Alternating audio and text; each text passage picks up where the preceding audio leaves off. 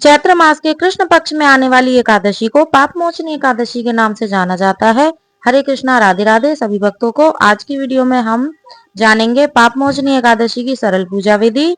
पापमोचनी एकादशी जैसा कि इसके नाम से ही वर्णित है, इस एकादशी का व्रत करने से मनुष्य को सभी प्रकार के पापों से मुक्ति मिल जाती है। इस एकादशी के दिन भगवान विष्णु का विधि विधान से पूजन किया जाता है। तो देखिए, पूजा करने के लिए सबसे पहले हम एक चौकी या पटरा बिछा लेंगे। आप ये पूजा चाहें तो अपने मंदिर में भी कर सकते हैं या आप अलग से चौकी बिछाकर भी कर सकते हैं। तो मैं ये पूजा आपको चौकी बिछाकर अलग से जो है करके दिखाऊंगी, जिससे कि आपको अच्छे से समझ आए। तो देखिए, चौकी हमने बिछा लिया और उस पर पीले रंग का वस्त्र हमने बिछा लिया है। अब हम फूलों का आसन देते हुए भगवान विष्णु जी की फोटो, प्रतिमा जो भी आपके पास है, आप वहां विराजमान कर लेंगे। और हमने गणेश जी को भी फूलों का आसन देते हुए विराजमान कर लिया है, क्योंकि इनके बिना तो कोई भी पूजा संपन्न नहीं मानी जाती है। फूलों का आसन देते हुए हमने लड्डू गोपाल जी को स्थापित कर लिया है। अगर आपके पास बाल गोपाल, लड्डू गोपाल जी हैं, तो आप उन्हें पूजा में जरूर जो है विराजमान कीजिए। तो सबसे पहले हम शुद्धिकरण कर लेंगे। तो ये लोटे में जल ले लिया है हमने और फूलों से हम भाव रूप स्नान कराएंगे सभी को। अब इसके बाद हम यहाँ पर दिया जलाएंगे।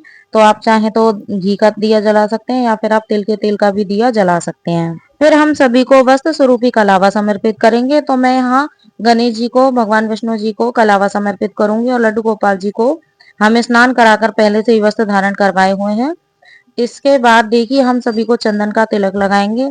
भगवान विष्णु को, भगवान गणेश जी को और लड्डू गोपाल जी को हम चंदन का तिलक लगाएंगे। चंदन का तिलक आप इस दिन अवश्य लगाएं। चंदन ना हो तो आप हल्दी का तिलक भी लगा सकते हैं। इसके बाद हम गणेश जी को फूल समर्पित करेंगे।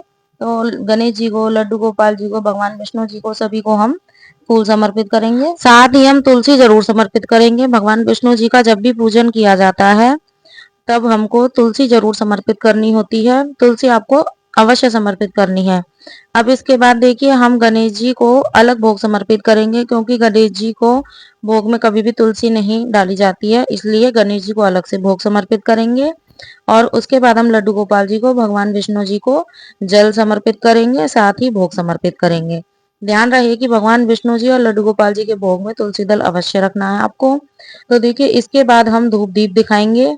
अब हम एकादशी की व्रत कथा सुनेंगे।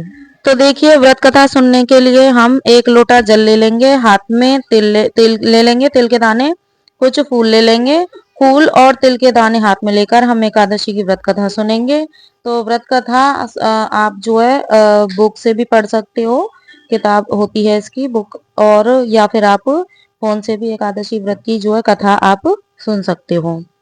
तो कथा सुनने के बाद हमने जो हाथ में फूल और तिल लिए हैं, ये हम भगवान विष्णु जी को समर्पित कर देंगे। अब इसके बाद हमको जो है करनी है आरती। आप अलग से कपूर की आरती कर सकते हैं या जो दिया आपने जलाया है आप उससे भी आरती कर सकते हैं। तो आरती करेंगे हम। यहाँ पहले हम गणेश जी की आरती करेंगे, श्री हरि विष्णु भगवान जी की आरती करेंगे। आरती करने के बाद हम हाथ जोड़कर भगवान से पूजा में रही कमियों के लिए क्षमा याचना करेंगे एवं अपनी मनोकामना पूर्ति के लिए प्रार्थना करेंगे। तो इस तरह से हमारी पूजा पूर्ण हो जाएगी। पूजा के बाद जो जल का लोटा हमने लिया है, ये हम सूर्य देवता को अर्घ दे देंगे और जो भी भोग प्रसाद हमने चढ़ाया है वो पूजा के बाद हम सभी में प्रसाद स्वरूप ही बांट सकते हैं। तो देखिए, इस तरह से आप बहुत ही आसानी से पाप मोचनी एकादशी की पूजा घर पर ही आसानी से कर सकते हैं। अगर आपको पूजा विधि पसंद आई हो तो वीडियो को लाइक जरूर करें। मिलते हैं नेक्स्ट वीडियो में।